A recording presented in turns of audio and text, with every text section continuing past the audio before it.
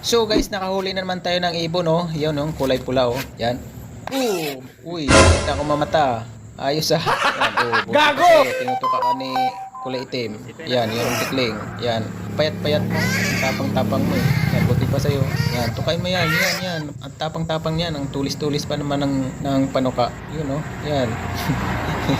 Nakatuwa yung mukha, parang nakatakot yung mukha ng kulay pula. Then yun guys, anong tawag nitong ganitong ibon guys? Yung kulay pula guys, yung mapayat. Ayan guys, masarap ba yan guys? Tapos ito namang kulay itim, anong tawag yan sa inyo? Sa amin kasi guys, sa Bisaya, ang tawag yung sa amin, yung kulay pula, bagwa. Tapos ito naman kulay itim, tawag yan dito sa amin, karab. Ayan oh. Yan, yung itim, masarap yan. Pero itong mapayat, yung kulay pula, hindi ko pa natikman yan.